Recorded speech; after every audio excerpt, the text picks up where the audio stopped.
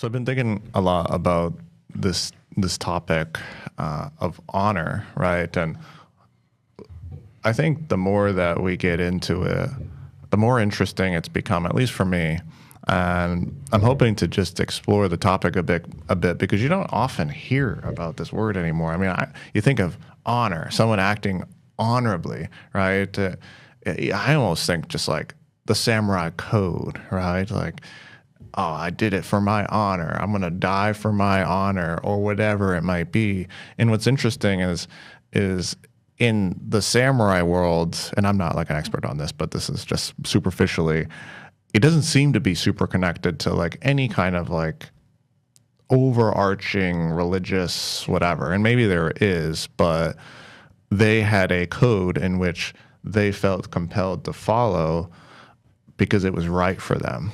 So we're going to get into that, but what is honor? What is to be an honorable person? What does that look like?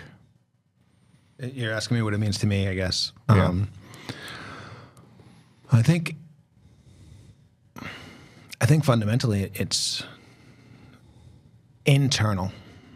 It's the four agreements, right? It's the agreement you make with yourself on certain topics, all topics, about the way you want your actions or behavior to be.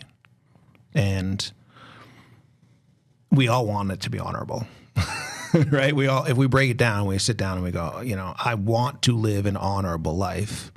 It'll be different for everybody, but I think it's almost 100% internal. I don't think it's like outcome based. Right. I think it's just, I want to live an honorable life. That means I want to be finding myself telling the truth. I want to be finding myself where my actions align with my values. I want to be finding myself doing, quote unquote, the right thing. Mm-hmm. Maybe not good or bad though, but the right thing. Right. Yeah. Right to you. Because I think to be honorable, honorability, if that's what we call it, or honor, can be disconnected from, say, good or bad, simply put, right? And in the case of, I brought up this example earlier, but old-time duels, right? You get into conflict with someone, and it was, I don't know, pretty customary, I suppose, to go and say, hey, like, let's meet at sundown. We're going to have a duel. Do you agree? Yeah, let's do it. And so they would go and meet, and they would approach the steps of a duel, like literally killing each other, although it didn't always work out that way. It was kind of like implied that you would give up, right? Like you'd start to duel and someone would hold you'd both hold your guns up in the air like, okay, we're not doing this. But there are plenty of cases in which the duel went on, but it proceeded through a series of steps that I think you could call honorable, right? You don't show up to a duel and shoot the person immediately. Nope. There's a procedure. There's an honorable way of going about it. But to kill each other over conflict is really probably not good. I think we can argue. Put that in the bad category. yeah, exactly. So I think it is the case, at least there are examples of someone being honorable, sticking to a code, and yet doing the wrong thing, and even overtly wrong, right? And I think that's very interesting. And I think you're exactly right. Like honor is inward facing, or at least should be. And we could probably adopt some sort of code that is externalized, that's probably not great, right? If I don't know, if the culture says it's honorable to, I don't know, like lay your clothes out at night for the next day, like that's an honorable thing to do, and you just adopt that because you were told that. I don't know if that's actually like the best form of honor. I don't know if you could even call it that, but maybe we'll just call it, for the sake of the argument, externalized honor. And maybe a more true way to think about it is this more internal code. I have a code of ethics that I follow that supersedes the external circumstances, or at least hopes to. Yeah, so I think you're right on point, right? I have a code of ethics that I follow that supersedes external circumstances. Mm-hmm. And interesting that it only comes up around death in our society right now, right? The only time you see it in a movie is like, die an honorable death, right? I'm not going to cross the line before I die. I'm gonna hold the line no matter what, right? I'm not gonna do that thing that you want me to do because I'm gonna be honorable. I'm not gonna betray my X, Y, and Z because I want to be honorable. And I think it should be more about living honorable. Right? We don't have any movies that are like, I live honorably.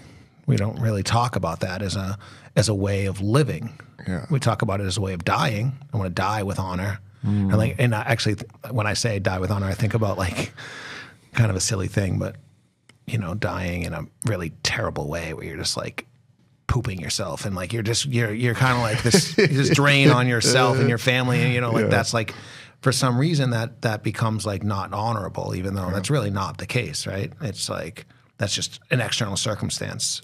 It's the way you treat the people around you, the way you treat yourself, the way you behave that makes you live or die with honor. Sure, that your operation of yourself. And for those of you who are still hanging on and wondering how this relates to simple, healthy living, I really do. I think it's actually really, really important because I think a lot of our issues come down to identity issues, right? And we don't talk about honor. And this is what I find so fascinating. I'm like really fascinated by this topic right now because I think this is going to be a little bit of a bold claim, and this is probably like where I want to go with this. And I think you were even heading here, is that I think when you act honorably to a code that you have agreed upon with yourself, you have a more stable sense of identity, and that builds trust. It navigates away from like drifting identity. It gives you a reliance on yourself that is really important for healthy living, right? I think it kind of can cure identity problems in some ways. I love this. So I have a question for you then. So if that's accurate, which I believe it is, and I think we can sit back for a second and maybe even pause if you're the audience or myself, right? And just say like,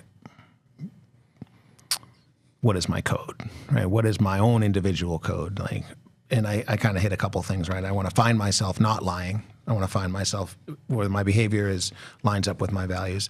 How do you deal with it when you break your own code? How do you deal with it when like you're looking back at the end of the day and you're like, oh, I shouldn't have done that. That's not a good one. Like, like maybe I'm the only one that does it, right? Maybe I'm the only one that has to deal with that sometimes. But you made a mistake. You did the wrong thing. You told the lie. You did the thing.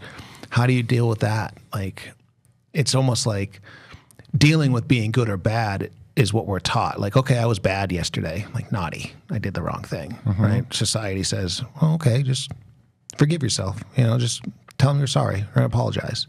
But how often do we apologize to ourselves or like, is that a cop-out? I don't know. I'm asking this question. Yep, I thought about that. So what you're talking about is a feeling of shame, right? So say someone without a really defined code, right? Then we're going to use honor and code. Honor is the ability to have a code and follow it, right? In action. Okay, so if you don't have a defined code and you have a moral failing, you experience shame, right? But the problem with that is that because you don't have a code, you have nothing to kind of like live up to. You have no kind of like internal sense of like what I am going to do, or you have no alignment, no compass.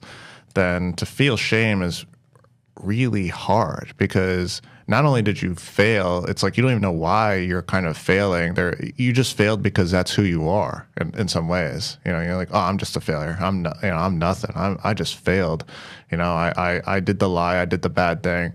I'm just so terrible, right? And I think that's where a lot of people go. Or to your point, it's kind of like, well, just let it go and whatever. And then nothing happens. You don't feel this kind of like, not to say that we should judge ourselves, but an appropriate level of judgment, I think, is important. I mean, it's one of the virtue. It's like it's a virtue. I mean, you go back to like Aristotle days. It's like one of the 11 virtues of judgment. And I think that we don't want to be tyrannizing over ourselves, obviously, but some essence of judgment is helpful for growth, and that's what honor or code allows us to do. It's like, ooh, I failed to meet my code of I'm not gonna lie, right? And so what can I do? Well, I'm going to feel a little shame. I'm going to feel a little judged internally, but I can do better. So there's a clear direction for that shame versus just like shame for shame's sake. I am shame, right? Does that make sense? Yeah, it does. I don't know how many of us, including myself, have spent the time to say, what is my own internal code, right? Not what society says, right? Because society has the easy ones, right? I will treat people well. I will do unto others as others do unto me. All these ones that we've been taught, like I will not lie, I will not steal, I will not adulter, I will not. But Or what more is pathologic even? go? Work a ton, get all the money possible. You should keep up with the latest fashion trends. Those become codes in some sense, like externalized codes. It's not just those. Those are virtuous ones that you kind of mentioned, which are messages in some ways, but they could be way more pathologic than just that. Yeah, I guess I didn't think about that. You're right. So the question is like, what do you do? Let's say you're like, you know what? I'd like to spend 10 minutes thinking about what my code is. What do I want my code to be? Like, I'll let you answer the question, and then I'll tell you kind of why this isn't relevant for me. Okay. Yeah. I think there's a way probably to develop some code, and that's probably pretty deep question. But what I will say is that the good thing about having some code is that you can change through actions that are in alignment with that code, right? And just by having some, highest authority in some ways, it's like not. Let me back up.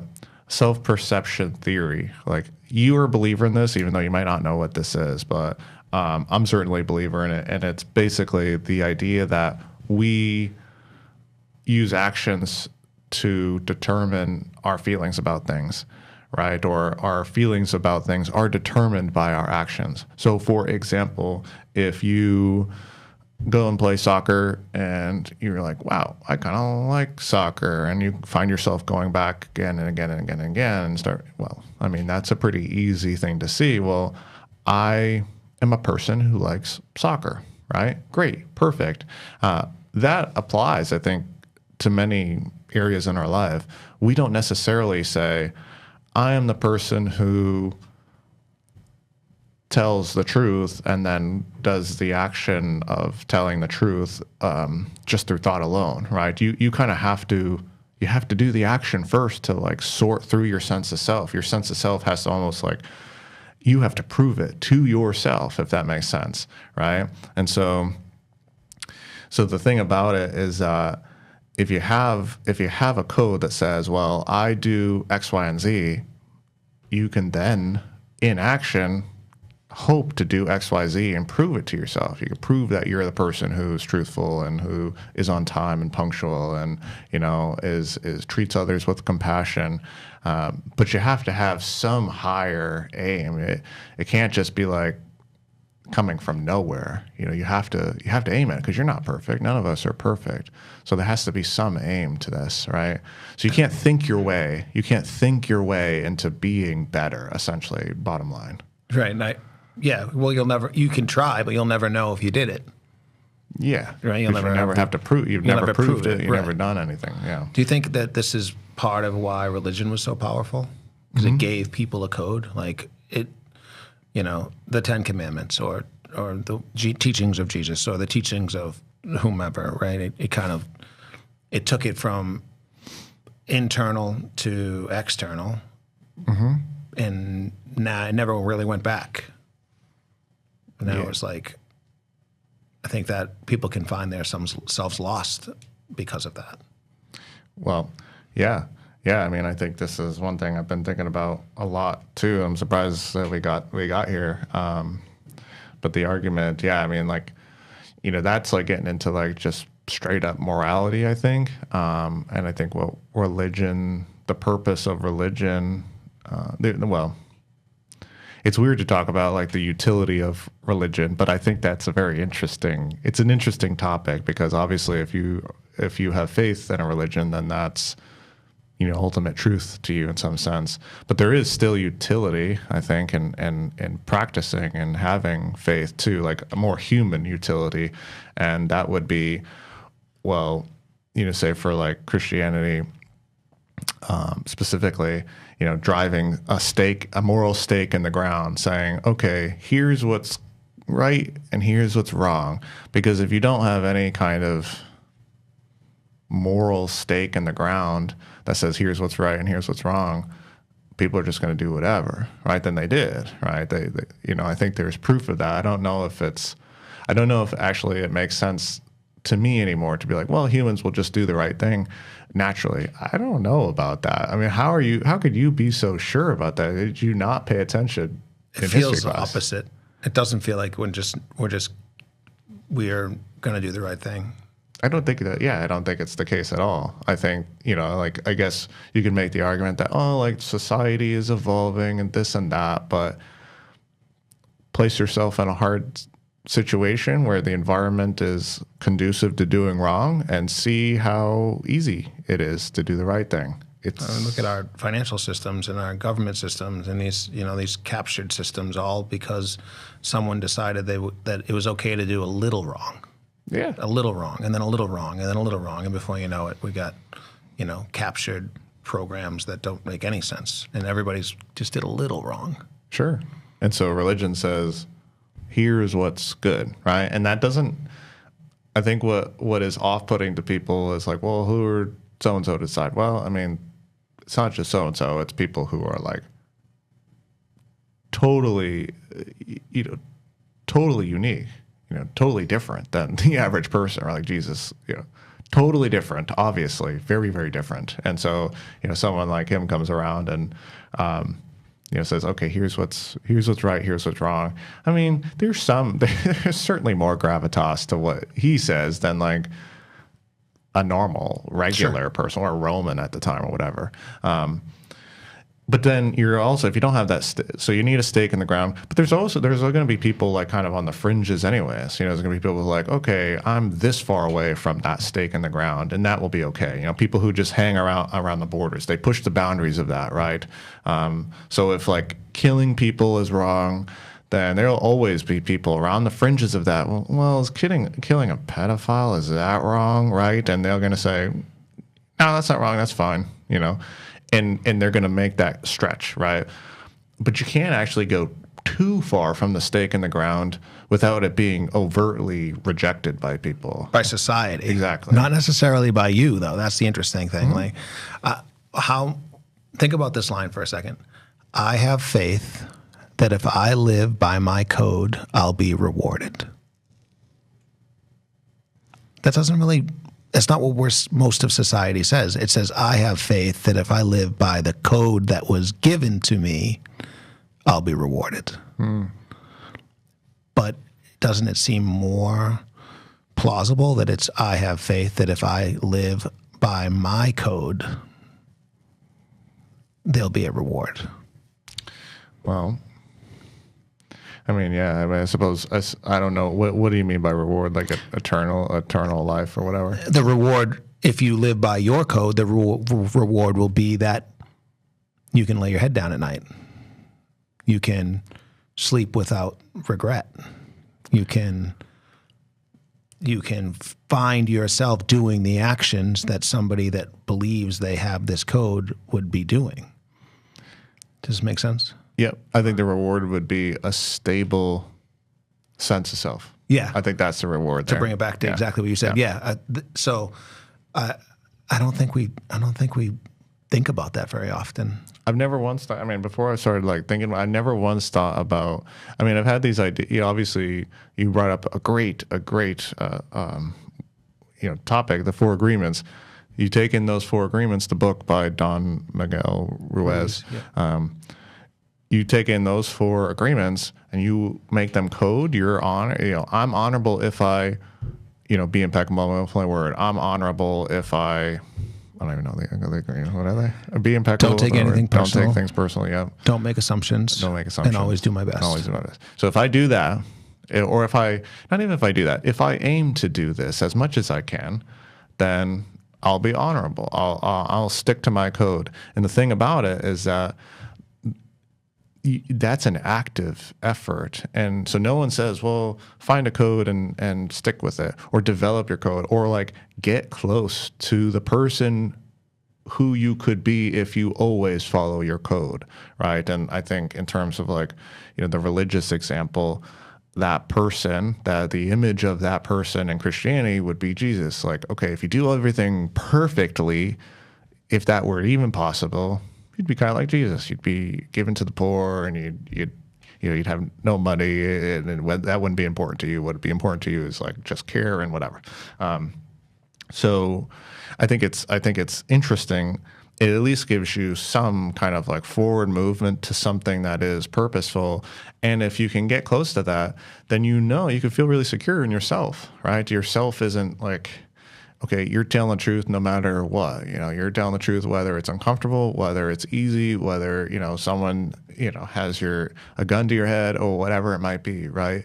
And that means something. That is a reward, because the alternative is that your sense of self is random. It's not continuous. It drifts. It's kind of like, well, I'm a person who tells the truth only if X, Y, and Z happen. I'm a person who doesn't steal only if all these other things don't happen. And, I think it's pretty naive to think that you're not, that the pressures of life won't change you if you don't have a code. They definitely will. And I'm thinking about this as like a smaller person growing up, right? You're like, what people, I'm just going to make a global statement. What your parents want from you when you're growing up is that your behavior stays the same no matter where you are, no matter what you're doing, right? You're always a well-behaved, well-mannered, good person that does the things that they believe are, valuable. By doing so, they're trying to instill into you this honorable moral code or this honorable code, but sometimes it gets lost in translation. It's more like just fit into society. Sure. And then as you get a little older, you've been doing your best to fit into society, and you do lose your sense of self. And you do lose that. Where if you, to use your words perfectly, if you're someone who aims to work towards your code every day, then that's who you are. And you don't have to worry about the rest of it. If you make a mistake, you made a mistake, but you're aiming towards working towards your code every single day. Yeah. You're remaining faithful to what is worthy. For you. Yes. There's just no reinforcement. That's the tough part. To your point, yeah, we're taught, we're externally given this code, right? And obviously you need that from your parents, right? That's their function as a parent in your life, is to like provide some sort of stake in the ground, similar to like, the previous example. But we're not really taught, okay, come back around, let's reevaluate for you now. What is your code, right? And I think without, I'm gonna have to really work hard on this, and this is what I've been doing lately. But what is it actually that is in alignment with my code? What is a code? What is something to be faithful to? What is worthy of that?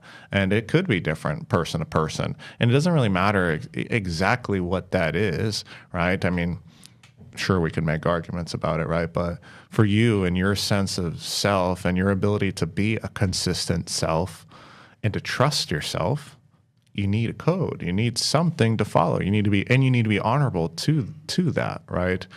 Is there a little bit strange to you that we're using the word code so much, and as we give birth to AI? Think about computer coding and what we're telling the computer is the baseline of what they should be is code. Yeah. And what we're telling ourselves right now is the same exact thing for us internally. Yeah. And the danger is when they don't abide by their code. Right. Right. It's very much we keep stumbling into these little examples of parallel words, and I think this is one that I never thought of until today. But how do we bring more honor? Like, how do we bring more honor into our own life? Like, what do we do? Like, give me something that maybe you've been working on. Yeah, I mean, I think you need to connect with it more, right? Well, I mean, one, defining why, right? And the why is what we just talked about, because otherwise your sense of self will be aloof, it will be drifty, your sense of self will change depending on your environment, depending on who you're with, depending on, what someone validates you for, right? It's really tricky. It's not great. Even in the case of like the simple things, health, fitness, eating, right? If you have if you have a code that kind of says, I make a promise to myself and I keep it, well, guess what? When it's 6 p.m., you get home from a long day at work and you're exhausted. Do you make dinner or do you go to the gym? Well, an honorable person, someone who's like really committed to their code, they might supersede the effort needed and do it, right? So that's why it's important. If your sense of self is aloof, well, why go to the gym? Well, you might as well. Today is a good time to, you're just based on feelings. I don't feel like it. I don't feel like going to the gym right now, and that's okay because of XYZ reason, right? Well, hold on, because you just hit the nail. Something that's crazy for me, because how hard that's so hard. Mm-hmm. I make a promise to myself. I'm someone who makes a promise to myself and I keep it. What? Think about that. Think about the repercussions of something like that, right? Like, okay, I'm someone who makes a promise to myself and I keep it. And my promise to myself was that this morning I'm going to go to the gym, right? Okay. Whether or not you get up in time, one thing. What happens when there's something external that really impacts you where you simply just couldn't go? And now you have to deal with, not only did you not go to the gym, but you also have to deal with the fact that you broke your own promise to yourself. And now you broke your own code, you broke your own value. How do you, then it seems almost like you're setting yourself up for more sadness, more frustration. I think that's the fear for people, right? If I have if I have a really stable sense of self, then that means I'm rigid with myself. And I don't think that's what that means at all. I think that, you can have expectations for yourself with this code essentially, and you can really try to connect with that deeply. But if your code makes sense, it's like, okay, well, if everything goes awry, or astray, then yeah, I can skip the gym, right? Like if the stars align, and I don't know, like there are some ways to like put into your sense of code and honor that like obviously can bend and flex to the situation, but you don't want it to be too fluid, right? That's the thing. It's like we are too fluid. It's kind of like our identity is around feelings and desires that change, and this idea of success that can change, and so. If you kind of just navigate with that, even if it's loose, like I kind of loosely follow my feelings and whatever.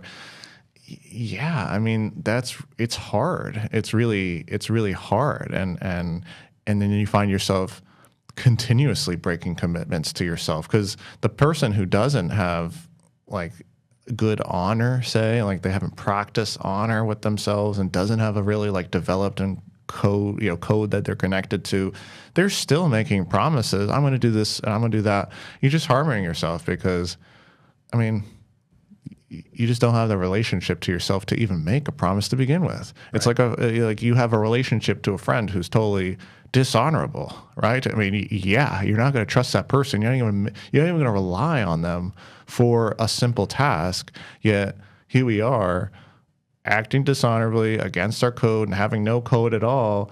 We're like a loose one. It doesn't need to be all or nothing. And then we make, I'm gonna do this for myself. I'm gonna do that for myself. I'm gonna change in this way.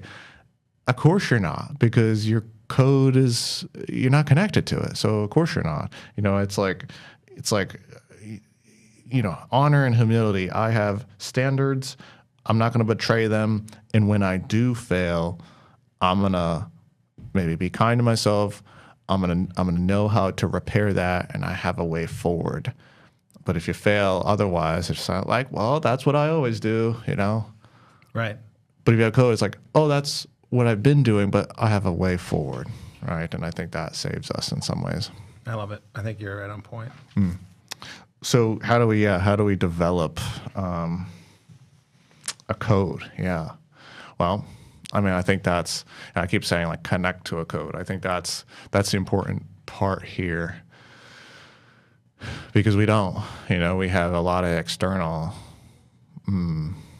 input here. It's like, well, you should act this way. You should make a lot of money. You should work a lot. You should, have a family and keep the house clean and do all the codes, keep up with the latest fashion trends, watch the latest movies, whatever it might be. You have all these other kind of external influences. But how often do you, MJ, sit down and say, here is what is important for my actions. Here is my code. Here are my values and virtues. Like, how often do you actually sit down and write about that? The irony, I'm going to sound like I'm making this up. The irony is we just interviewed Dylan Kaplinger, remember? Mm-hmm. And he talked about the value action calendar. Mm-hmm. And I told him and you that day and the audience that day that stuck with me tremendously. So the irony here is I didn't know you were going to have this conversation, but I've just spent the last week going through that process. Okay, perfect. Yeah, that's great. In a way to look and see if my calendar lined up with my values, not necessarily my internal code, which I think there's a little bit of a discrepancy there. But prior to that, maybe when I had to do it in a corporate setting where write down your values, sure. Not for a long, long time. It was nice to reconnect to them and reconnect to it.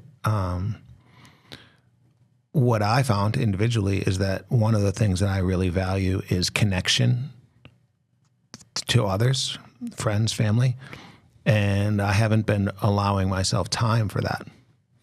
I've been using the time to try to build the business and using the brain power to try to build the business, and I haven't been allowing myself time for that, and noticed. Okay, interesting one. Another thing that I truly value is my own personal fitness. Mm-hmm. I just do. It's something that I find value in, and it helps me to be better as a human, for me individually, not nobody else. And how interesting is this? I got on my scale yesterday, Easter Sunday, and I have a Renfro scale where you step on it, you open your app, you step on it, and it'll give you your metrics, your body fat, and how much protein is in your system, all that stuff.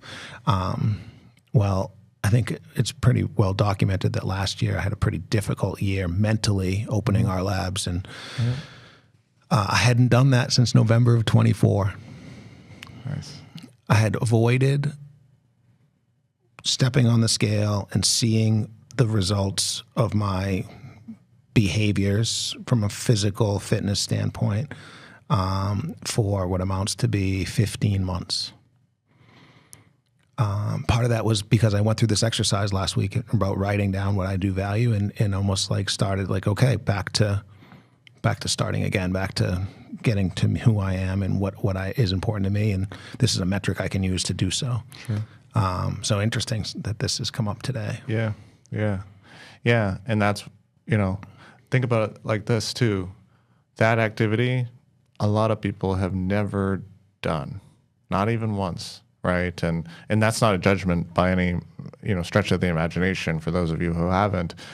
It's just a demonstration as to, okay, we have, so many competing parts of ourselves. We talked about this on previous podcasts, like the IFS, kind of, the nested window observer. Like, our brains literally function in tension. We have competing parts of ourselves all the time. That's the, therapeutic. There's therapeutic approaches to that, like we talked about with IFS. But there's also the neurobiological aspect of our structures are always competing. That's how the brain functions. And so you have, You wake up in the morning, you have the tension between this bed's really warm and comfy versus I should get up versus I don't like my job or whatever it is. And something has to resolve that tension. Some action has to happen. And if your code is developed and you're really connected to that, well, pretty easy to say, well, I'm an industrious person. I get up and I work hard. If that's important to you, that's your code, then great. You're going to get up, you're going to work hard, you're going to do your thing. But how often do we sit down and write it? I mean, probably not. How often do we define it? I mean, how can you be honorable to something that doesn't exist? You haven't written down. You haven't defined it. Right. Defined it. But yeah, it's just in your head, right? You're listening to this podcast, right? And you're like, I know what it is. Okay, say it out loud. Okay, write it down. Well, it's mostly okay. Well, work on that. All right, it's kinda right. Those are the words that are going to come out of your mouth. I just went through the exercise. I didn't even know we were going to have this podcast. I literally started with I kinda. I think it's mostly. Yeah. The connection that you're making to this identity that is higher than you is just that. It's aspirational, right? And that's the point. The point is that you're never going to be perfect. You have to make sure that the code makes sense, that it's comprehensive. It's going to need some work, right? I mean, yeah, be impeccable with my word. Under what circumstances? All circumstances, or there are some circumstances I don't need to be okay with that, and then you have to make a choice. Sometimes, hey, maybe that is acceptable in your code to not be impeccable with your word in the I don't know, the environment of someone's health is really declining. I'm not going to tell them that the surgery that they're having has a 1% survival rate or whatever. Where are the lines there? And you can hold to those lines. And so then you have this connection. You start building this connection to your highest good, essentially, to the highest aspiration you can have. And, I think this is where you brought up like religion. That is a strong utility of religion. They always say like, Jesus, like, have a relationship with me, right? What does that mean?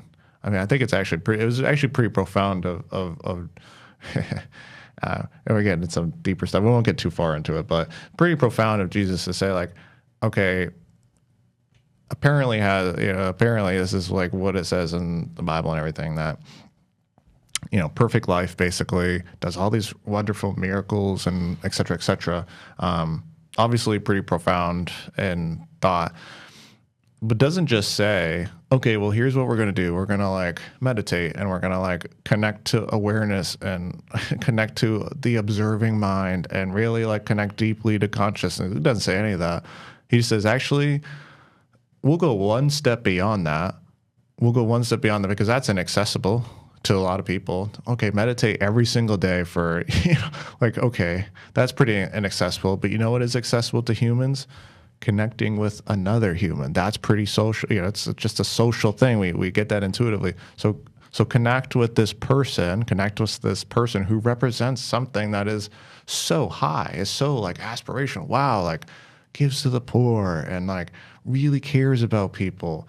That's pretty cool. So just do that. If you just do that, then you're good. That's like his whole message, which is so cool to me. I think that's fascinating. And then ask for forgiveness. Exactly. And I think the ask for forgiveness part is something that we overlook when it comes to ourselves, right? We are not perfect. Exactly. We've just identified that many of us are struggling to have a code.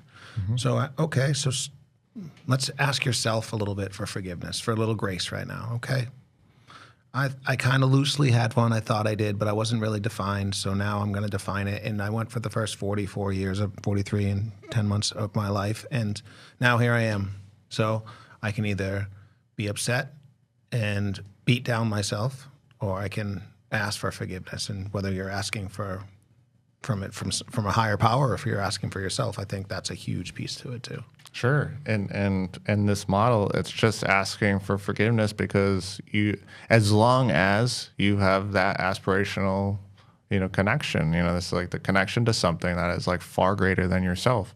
And yeah, I mean, that's a core thing, right? It's like I could do nothing but wrong, But at least at the very end, if I recognize truly, like actually truly, not for show, not for eternal life or whatever it is, whatever the reward is, if I recognize, ooh, that's all I need to do is connect to something aspirational, connect to my, not even aspirational, connect to the highest aspiration I could even imagine, the human form of the greatest aspiration, like that's what Jesus is saying. And this is what like the model is, right? And that's like where I mentioned before, like there's strong utility in just religion alone in that case, because that's pretty accessible to people. Oh, okay, that's the highest good, and I need to connect with that, and I need to really cherish that. I need to practice loving that, model. Okay, great. I mean, if you do it through religion, perfect. If you do it through just writing and like trying to define it, you're probably not gonna get a much, better model than some of the religions, to be honest with you, because I mean they've been around forever. So the test of time. yeah. So, and they've been pretty refined. So I mean, good luck. But even on a smaller scale, we can do this and say, well, I want to be really honest with everyone around me. I want to be true to my, I want my actions to be true to my feelings or whatever it is, or to be true to my like code or whatever it might be, like define something and connect to it. I think that's the thing. So take some time and write, like what is actually important to you. You're placed into a hard situation.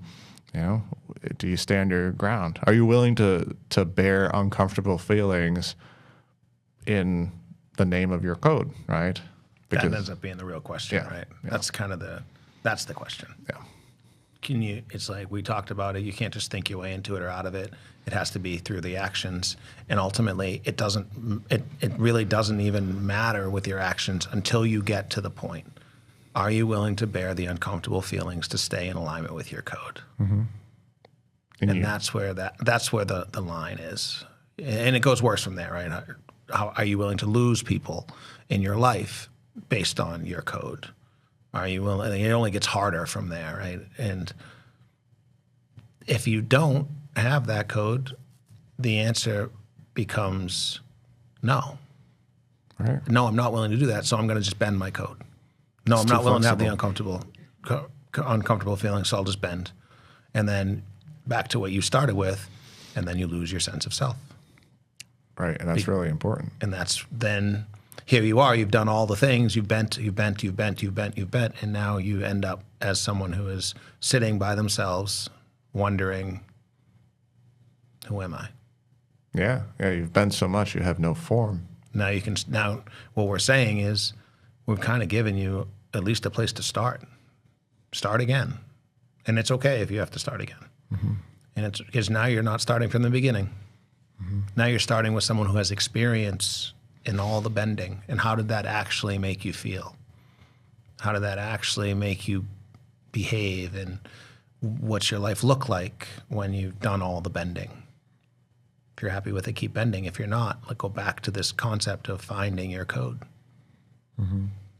Yeah, and I think that this is, I'm gonna be kind of like thinking about this a lot more because it's fascinating to me. And I don't know if I mentioned it before, but I think most, if not all, our problems are related to our identity.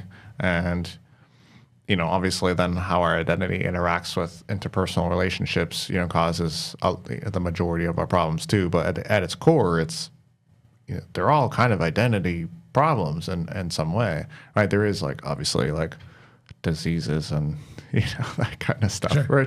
which hey, I mean, could be argued for whatever reason, whatever. But bottom line is that we need to have a solid grasp of our identity, and it needs to be this thing that, I mean, isn't easy to break in some ways, right? If your identity is okay, I'm just a person who goes to the gym, right? Okay, that's your whole thing.